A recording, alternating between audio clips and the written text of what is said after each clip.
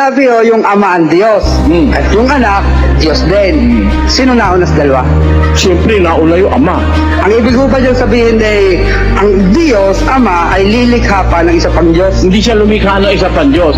Kasama niya yun eh. Alam mo kung asan si Kristo noon? Pakinggan mo sa kay San Juan, 1:18.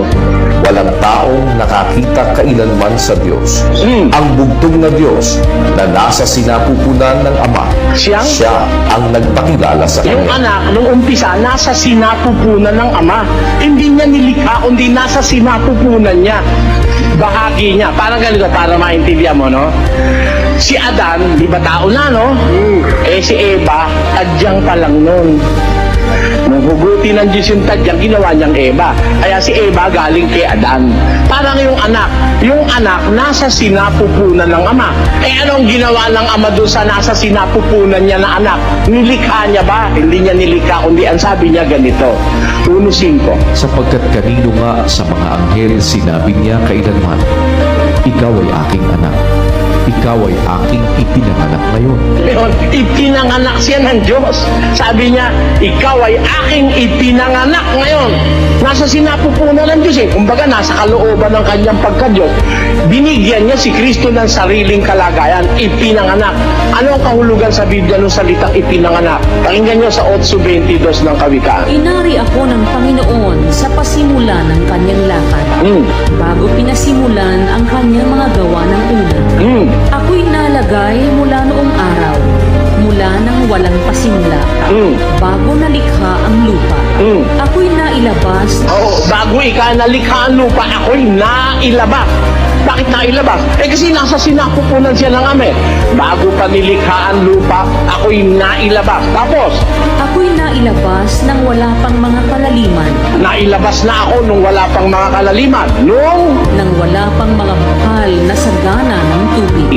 Bago ang mga bundok ay nalagay, bago ang mga burol ay ako'y nailabas. Tuloy.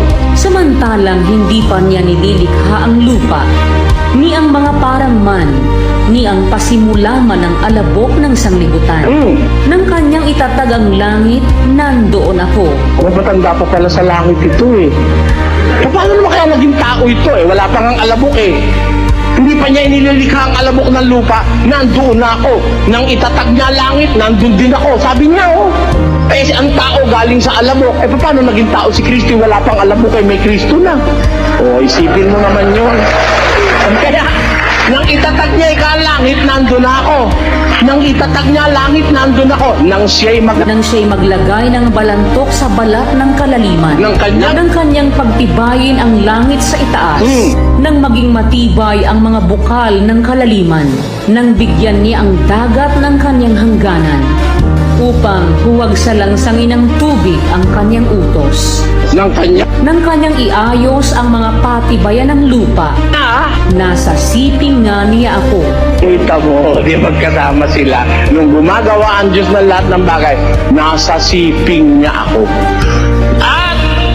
At ako ang kanyang ligaya sa araw-araw. Kita mo, ako ang ligaya niya sa araw-araw. Brother Eli, lilinawin ko lang ha. Ang ibig ko sabihin, hindi nilikha ng Diyos Ama yung anak, kundi kasabay niya. Kasabay? O nasa sinapupunan, sabi niya. Oo, nasa Hindi siya nilikha. Pero sa Colossus 1 at talatay 15, siya ang panganay ng Diyos, una sa lahat ng nilalang. Hindi. Basahin natin. Hindi ganun ang nakasulat. Iniba mo eh. Ay, hindi! Basahin natin! Hindi ganun! Tinan mo, yung sinabi mo, pag binasa mo, maiiba. Sige, basahin mo. Na siya ang larawan ng Diyos na di nakikita, ang panganay ng lahat ng mga Kita mo, nilalang. siya ang larawan ng Diyos na di nakikita. Ang panganay ng lahat, hindi panganay siya. Hindi. Panganay ng, panganay ng lahat ng mga nilalang. Ano kahulugan nun? Ano kahulugan nun? Nilalang ba siya? Ulitin natin, basahin at saka natin tuloy. Pakinggan mo, ha? Na siya ang larawan ng Diyos na di nakikita, ang panganay ng lahat ng mga nilalang.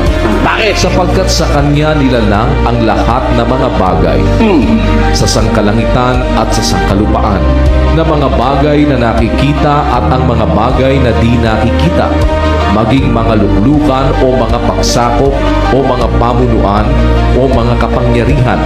Lahat ng mga bagay ay nilalang sa pamamagitan niya at ukol sa kanya. O kita mo, yung pala kahulugan nun, yung siya ang panganay ng lahat ng mga nilalang. Ibig sabihin, nauna siya sa lahat ng mga nilalang. Hindi pa lumalalang ang Diyos, nandun na siya. Sapagkat sa kanya nilalang ang lahat ng bagay. Sa sangkalangitan, sa sangkalupaan, mga bagay na nakikita, bagay na hindi nakikita, maging mga pamunuan, mga lukluk at mga pagsakop, lahat ng bagay nilalang sa pamamagitan niya. Were made through Him. Ayon. Hindi siya nilalang. Nilalang ang lahat ng bagay sa pamamagitan niya. Parang ganito. Gumawa ang alluwagi ng... Ito. Alluwagi gumawa nito eh. O, paano nagawa ito? Sa pamamagitan ng lagari. Di ba? Nilagari nung alluwagi yung kahoy. Hindi naman pwede yung mag-isang alluwagi, wala siyang kasangkapan, inalagari niya yung kamay niya. Mauunang maupod yung kamay niya bago yung kahoy. Di ba? Merong ginamit na kasangkapan sa paggawa nito ang alluwagi. Ganon din naman ang Diyos.